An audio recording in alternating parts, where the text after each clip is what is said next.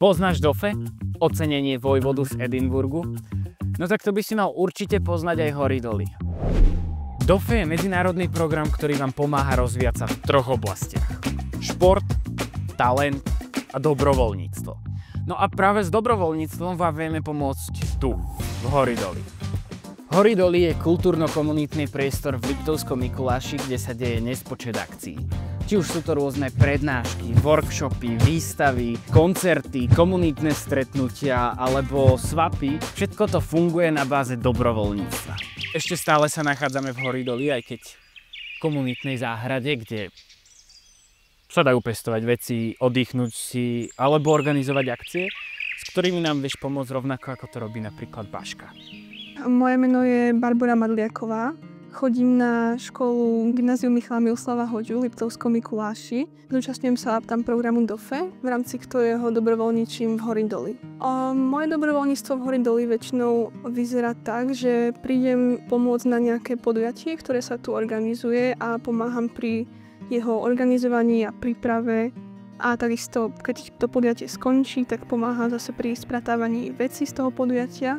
Alebo takisto organizujem vlastné podujatie, knižný swap, ktorý bol vlastne aj ako keby môj cieľ na Dofe. Pre Hory doly som sa rozhodla pretože si myslím, alebo teda myslela som si, že by ma pomáhanie na rôznych takýchto kultúrnych podujatiach bavilo. V Hory doly už dobrovoľničím aj po skončení programu Dofe a teda neplánujem odtiaľto odísť, takže vlastne som tu aj po skončení programu Dofe. Som mal takú víziu, že odtiaľ to vyjdem a bude to strašne cool, ale okrem organizovania už existujúcich akcií nám viete pomôcť aj inak. Jednak napríklad roznášaním letákov, ktoré budú propagovať akcie v Hory doly, ale taktiež niečím, čo je podľa mňa pre vás ako dofákov o mnoho zaujímavejšia vec a o mnoho rozvíjajúcejšia vec. A to je organizovanie vlastných akcií, či už jednorázových alebo pravidelných. Jednoducho v Hory doly máte priestor a slobodu priniesť to, čo vám tu v Mikuláši chýba. Ja neviem, chýba vám tu debatný klub? Tak sa viete zobrať sami alebo s partiou ľudí, s ktorými tiež robíte Dofe a vytvoriť to tu v Hory doly. Som tu sám a nemám mi kto zasvietiť a chcem byť strašne dramatický, takže pre väčšinu dofákov je dobrovoľníctvo to navyše v tom Dofe.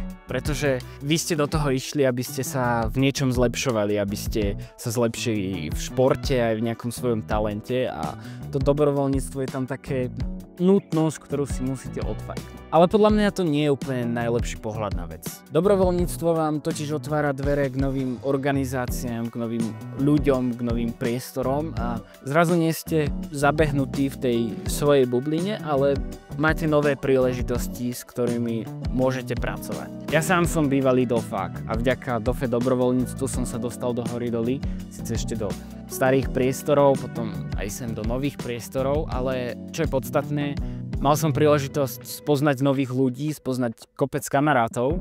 Dnes už v Hory doly síce nie som aktívny, pretože žijem v Bratislave, ale vďaka Hory doly bol môj život na strednej škole o mnoho príjemnejší, pretože okrem školy som mal ďalšie miesto, kde som sa mohol rozvíjať a ja verím, že sem prídu ďalší takíto ľudia, angažovaní, ktorí chcú skúšať a chcú niečo prinášať do spoločnosti a že Hory doly sa stane priestorom aj pre nich. Takže nezanedbávajte dobrovoľníctvo, možno to bude tá oblasť v Dofe, ktorá vás posunie najviac a ktorá bude z tých troch najlepšia.